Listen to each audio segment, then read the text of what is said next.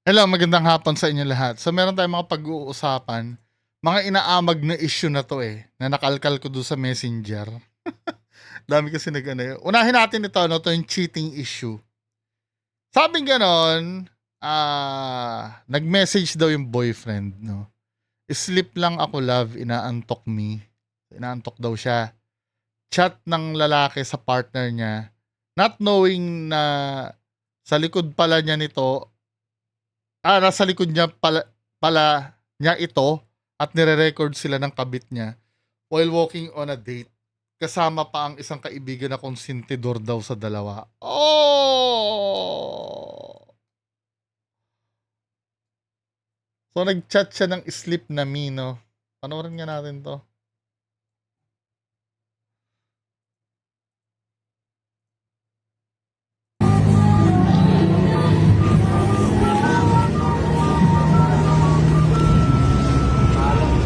Hello? Ano to? Ano girl? Ano to? Cheska, konsentidor ka? Konsentidor ka? Ala, si best friend! Ano? Ito ang video lang. Uy, girl! Ano? Ito ang video. Ito ang video. Bakit? Ba't di ako mag-video? Ito ang video. Bakit hindi ako mag-video? Ito ang I'm... Cheska, konsentidor ka? Consider siya mama lang talaga ako kanina. Pero alam mo. Alam mo. Cheska, konsentidor ka? Ikaw? Alam mo, kaklase kita, di ba? Klase kita, di ba? Ano ba yun? Kaklase kita, di ba? May boyfriend ka, di ba? Ha? May boyfriend ka, di ba? Ang bata-bata mo, napakakati mo. Napakadumi mo. Nako, Ano? Ha? baka naman kasi ganito. Baka naman mamaya ay may gusto ko lang i-surprise. Kasi ito nakikita ko, 'di ba? Kasama daw yung best friend niya. I don't know kung napanood niyo na 'to, no. Maging positive tayo. Wag mo na negative, no. Kasi nagpaalam daw yung ano niya, yung boyfriend niya, sleep lang daw. Tapos nakita sila magkasama nito, kasama yung best friend niyang babae at kasama itong random na babae na 'to. Baka naman may wini-workout lang 'yan kasama ang best friend mo diyan na isusurprise ka. Maaring siguro mansarinyo sa mga susunod na linggo or baka mamaya anniversary nyo pala na gusto maging special na itong kasama 'to. Wala namang may mali siya ba yung yung pag magka-holding hands ba sila noon? Hindi naman Hindi naman sila magka-holding hands dahil kung yan, kung sweet-sweetan yan, di yan. Praning lang talaga minsan yung mga babae. Hello? Ano to? Ano girl? Ano to? Cheska, konsentidor ka? Konsentidor ka? Ano? Ito ang video lang. Uy, girl! Ano? Ito ang video. Ito ang video. Bakit? Ba't di ako mag-video? Ito ang video. Bakit hindi ako mag-video? Ito ang video. Ito naman si lalaki, halata namang guilty. Inisipan na nga kita ng palusot I'm... Cheska, Nata- na- ka? Natataranta din si... lang talaga ako kanina. Pero alam mo. Oh, pero alam mo, Cheska, konsentidor ka? Ikaw? Alam mo, kaklase kita, di ba? Kaklase kita, di ba? Ano ba yun? Kaklase kita, di ba? May boyfriend ka, di ba? Ha? Oo, may boyfriend pala yun. Baka mamaya kasi may business deal lang yan. Na isusurprise ka nga. May boyfriend ka, di ba? Ang bata-bata mo, napakakati mo. Napakadumi mo. Ano? Ha? Pantanong mo ko. Ha? Ang kati mo, ha? Ha? Ano? Ha? Ikaw, napakabata mo, napakakati mo. May paakbay-akbay ka pa? Ha? May paakbay-akbay naman pala.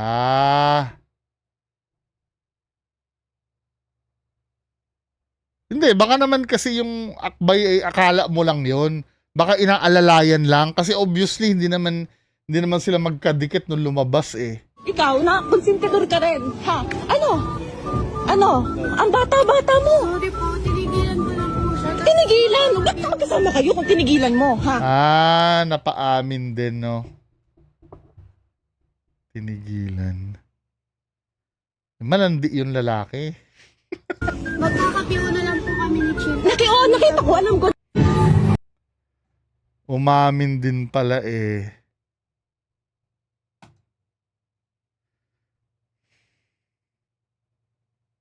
Oh well. Hindi, kung ako, let's say, mag-a-advise ako sa ganyan, dapat may sounds tayo eh. Huwag na lang, kakalkal pa ako ng ano eh. Kung ako, alam ba, mag-a-advise, tama na yon. Nakita mo na lumandi yung boyfriend mo, wag mo nang kausapin, wag na magsalita. End agad. I-end mo na. 'Di ba? I-end mo na.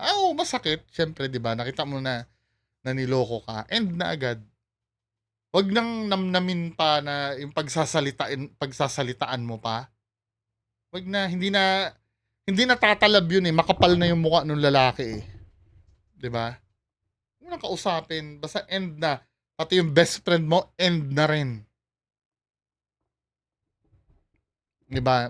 Papatayin sila ng guilt nila. Be strong. Alam ko mahirap, Nax. Alam ko mahirap yung ganyan na syempre inulul ka eh, 'di ba?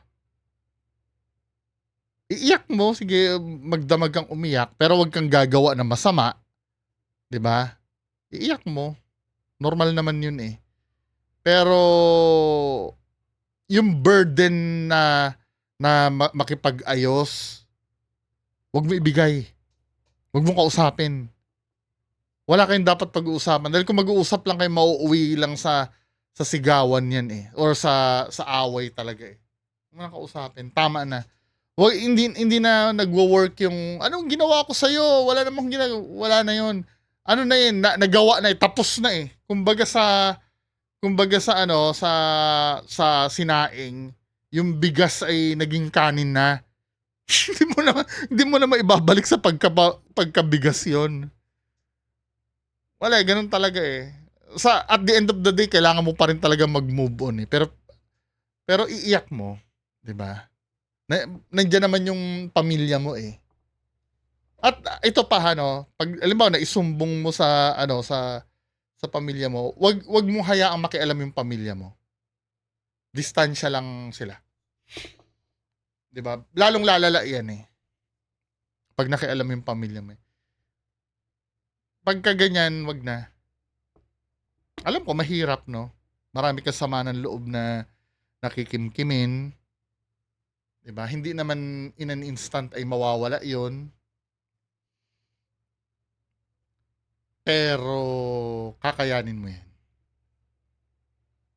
'Di ba? Kakayanin mo din 'yan. Tangan ng lalaki, hindi mabilis mag-isip ng palusot.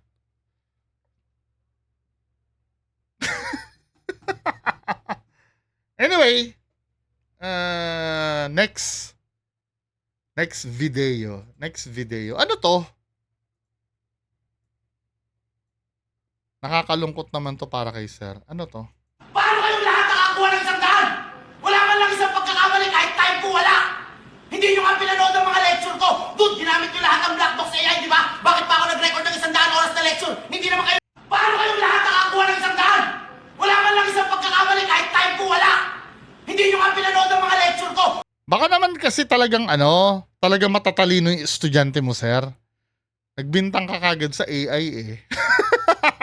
Baka effective ka talagang magturo. Dude, ginamit nyo lahat ng black box AI, di ba? Bakit pa ako nag-record ng 100 oras na lecture? Hindi naman kayo... Paano kayong lahat nakakuha ng 100? Nagtaka siya kung bakit nakakuha ng 100. Pero to be serious,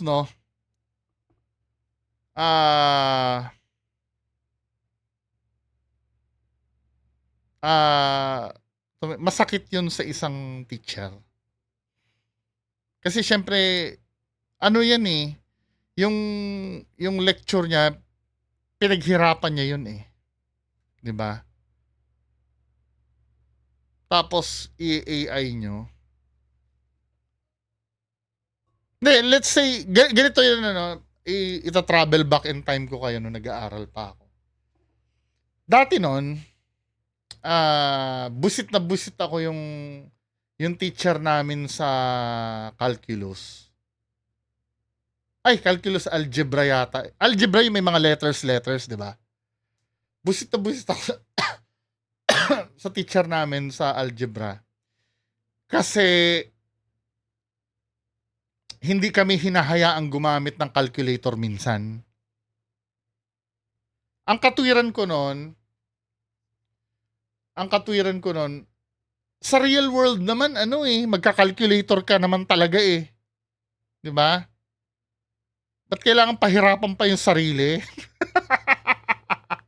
Algebra ba yun? O basta kahit anong computation, gagalit yon. Kasi merong pinatawag yung parents. Yung kaklase ko kasi, meron siyang relo dati na may calculator. Nahuli siya. Na ginagamit niya yon. Magagalit eh. Kahit sa, ano yan? Pati algebra, no? Mag-algebra pa sa real world. Bibili ka ng 1 kilong bigas, mag-algebra ka pa. Pero hindi ko naiintindihan nun. Ang purpose pala nun, para hasain yung skills natin pagdating sa math. Yung dumating yung time na kahit paikot-ikutin tayo ay hindi tayo madadala. Parang yung sa English, no? Wag na yung math, komplikado yung math eh. Talagang hanggang ngayon bobo ako sa math. Yung simpleng equation nga lang, naghahanap pa ako ng calculator eh. Wag na math. Yung sa English na lang, no? Sa English na lang, yung subject-verb agreement nun, sabi kong ganun, para sa mga Pilipino, ba't kailangan pang magaganyan-ganyan? Mga Japanese nga kako, maunlad. Kahit hindi sila marunong mag-English, tapos tayo, magpapaka-hypocrite tayo mag-i-Englishan. Diba? Hindi ko na foresight before na kakailanganin pala natin yan. Kaya nagpapasalamat ako kahit papaano naging familiar ako sa paggawa. Although na hindi naman perfect ang grammar ko, no. Kahit papaano naman na kaya ko namang mag-construct ng matinong sentence, yung mga average. Kasi gagamitin mo pala yung balang araw sa trabaho mo. Sa paggawa ng reports, 'di ba? Or halimbawa kung kahit na wala kang tinapos, basta maalam ka sa English, sure ball ka na sa call center nun, hindi ka na mahihirapan. 'Di ba? Kasi nung nag-call center ako dati nun, alam ko i-solve yung sa sprint yung account ko nun eh. May client doon na alam ko naman i-solve yung problem niya. Walang problema. Kaya lang, ang nahihirapan ako kung paano ko i-relay sa kanya yung gusto kong sabihin. Minsan, transliteration yung nangyayari.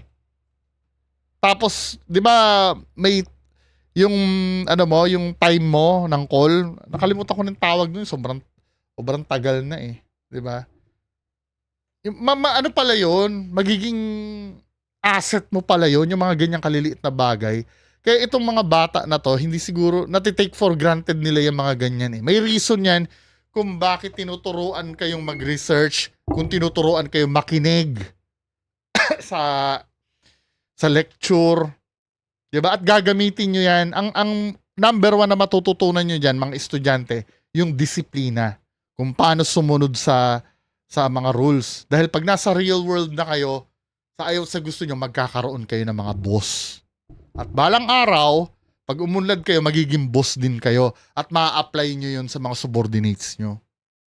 Hindi dahil, hindi dyan, yung mga, yan nasa blackboard na yan, yung 4/5 divided by ganyan-ganyan. Hindi yan yung ang matututunan nyo dyan, yung problem solving.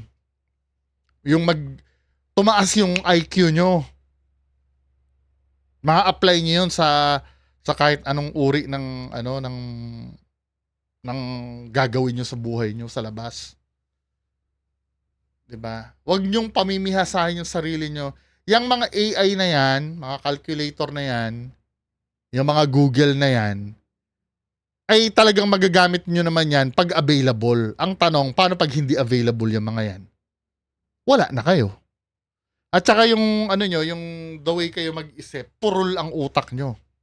Napansin ko yan eh. Nagkaroon ako ng mga subordinate, yung mga recent graduates lang. Ito ha, seryoso to.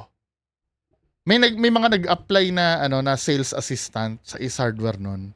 Yung mga recent na ano, kasi ako nag-i-interview minsan, ako nag-orient din regarding sa customer service ha. I don't know kung laging natsachamba sa akin yung mga fresh graduates, kahit graduate na ano, parang hina makapick up. I don't know kung natsatsambahan lang na pag nag-a-apply sa amin, yung mga tinitrain ko, hindi makakuha ng simpleng instruction. Hindi ko alam, siguro dahil ba sa education or ano. Mapapansin nyo yan, lalo na yung ano, nasa mga managerial position ngayon. Eh syempre kung ang mga subordinates yung mga matatanda na, syempre may laban yung pero yung mga bagong graduate, maobserbahan nyo yan. Mas daig pa sila ng mga high school graduate na nag-graduate nung 90s. Or early 2000. Pero yung ngayon talagang ano eh. Yung ilang beses mo nang inexplain. Doon sa mga lumang graduates, magkaroon ka man ng problema doon, confidence lang. Pero yung ganito, yung let's say, uutusan mo siya, i-monitor mo yung top 100 na items natin, kailangan hindi mawawala ng stocks yan. Pwede mong i-check sa computer kung wala ng stock or meron pa. 'Di ba? Now, nagtaka ako sa top 100 na items, ang dami na uubusan. Ang katwiran sa akin, na-check ko po 'yan. Ba't di mo ginawa ng paraan? Hindi niyo naman po sinabi na gawa ng paraan eh. Check lang kayo eh. Oo nga naman Pero automatic na 'yun eh. Kapag nawawala na ng stock, di gawan mo na ng paraan na ma-order. Alam mo yung, kung ano yung sinubo mo sa kanya, yun yung gagawin. Nailagay ko naman po dito na walang stock na yun lang naman po ang sinabi nyo sa akin eh. Wala naman po kayo sinabi na i-reorder ko itong mga, alam mo yun, putang ina naman. May may common sense ka. Pag walang stock, madali lang naman mag-order, i-email mo lang naman yung supplier. Alam mo mag-order? Opo, naituro niya naman po. Ba't di mo ginawa? Kasi ang sabi niyo lang po kasi i-monitor ko lang eh.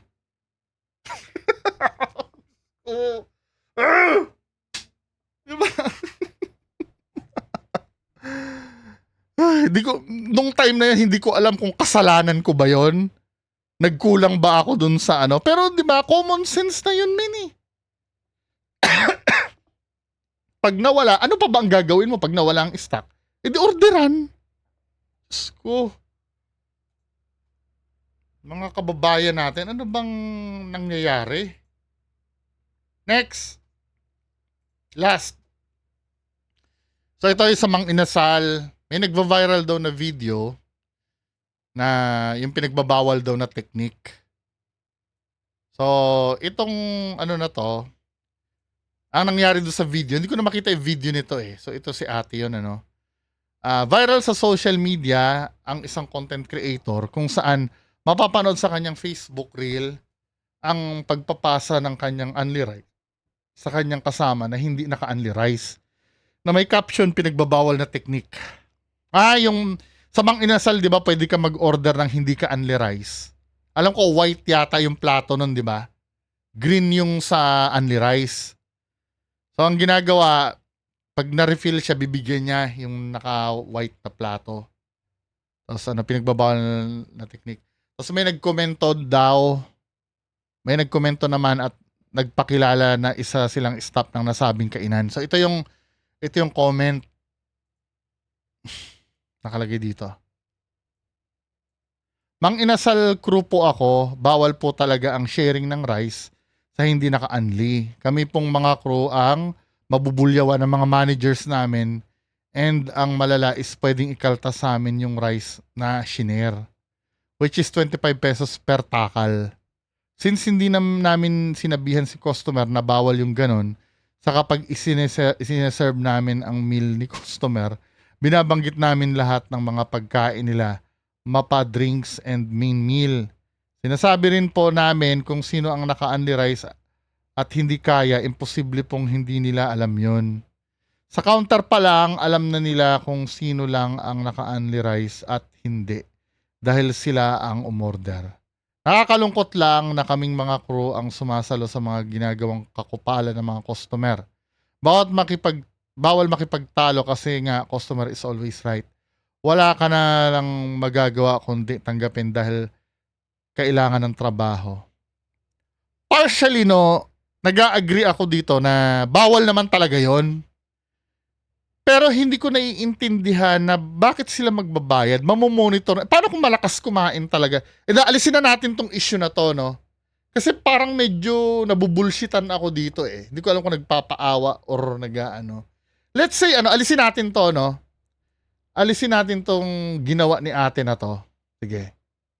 Paano kung normal na tao, malakas naman talagang kumain? Meron nga akong kilala eh. Shoutout Edgar. Meron nga akong kilala nakaka 5 takal eh. 5 ganun. Galit to pagka hindi siya napansin nung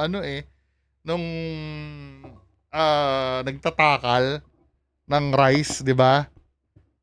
Tapos meron naman naka-unli 2 lang ang kaya. Ako yun. Naks.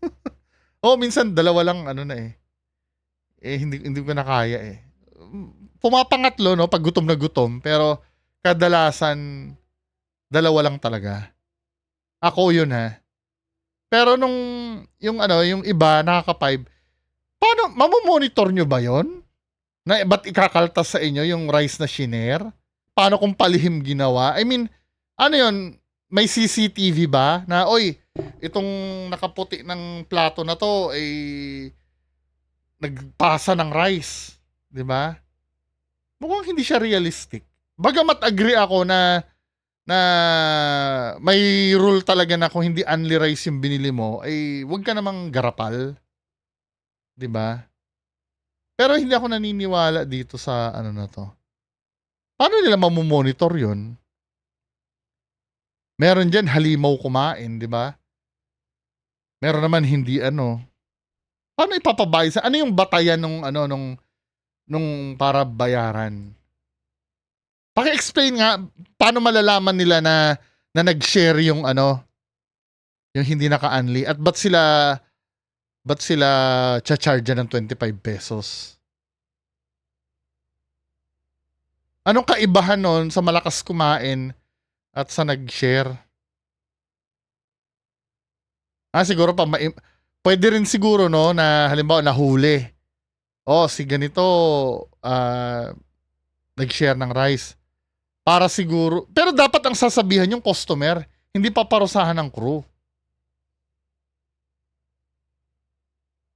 Don't know, no. Paki-comment sa baba kung ano yung nun. Alam kong mali, pero yung sasabihin niya na magbabayad sila, mamomonitor pa ba yun? 'Di ba? Tapos para naman dito kay ate, ako hindi ako perpektong tao. Gumagawa din akong kalokohan paminsan-minsan. 'Di ba? For example, no, kumain ako sa Jollibee tapos napadoble yung drinks na bigay sa akin. Hindi ko na inaamin na nagkamali. Nangyayari yun minsan. 'Di ba? Ang nangyari noon, to follow yung to follow yung drinks ko naibigay na nung isang crew, dinala ko na sa table ko, tapos kukuha ko ng gravy, may nagbigay ulit ng drinks sa akin na doble. Hindi ko na inamin. I'm so sorry po God kung nagkakasama. Pero yung mga ganyan, let's say, hindi naman ako perfecto may mga gumagawa naman talaga niya, huwag tayo magplastikan. Pero yung mga ginagawa nyong ganyan, huwag nyo nang huwag nyo nang i-document pa. Huwag nyo nang ipagmalaki. Parang yung mga lumalabag ng traffic, di ba? Ay, lumalabag sa LTO, yung binibidyohan nila yung anak nila na bata na nagda-drive, or yung nagda-drive sila na may nakasandal sa lap. Pag yung mga ganon, yes, no, nakakalusot kayo, huwag nyo na i-video. Huwag nyo na i-upload. Di ba? Hindi naman tayo perfecto lahat. Ang ina-avoid kasi dyan, baka gayahin ng iba. Baka kasi manormalize yung mga ganyang bagay eh.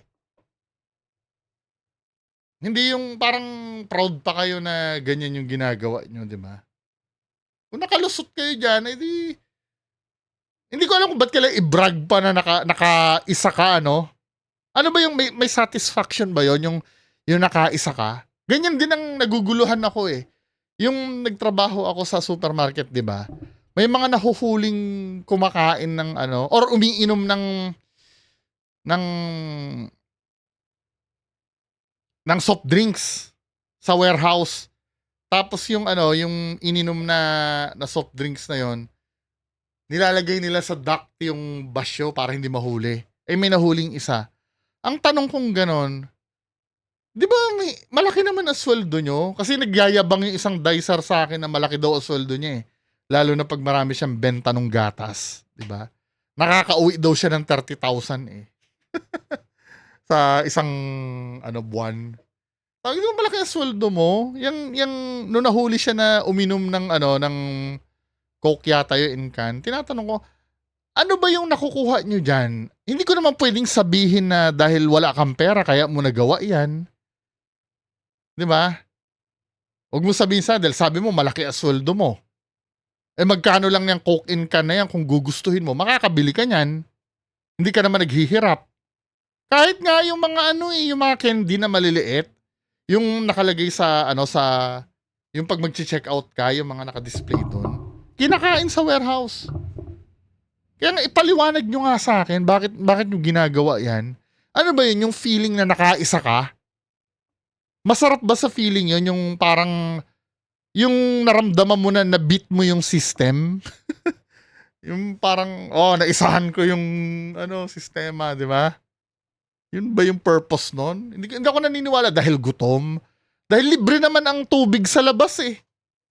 Ng supermarket, libre naman yun eh. Hindi naman binabayaran yun eh. Minsan nga kung gumagastos sa pag-refill ng tubig magkano lang yun? 25 pesos yung isang container na malaki.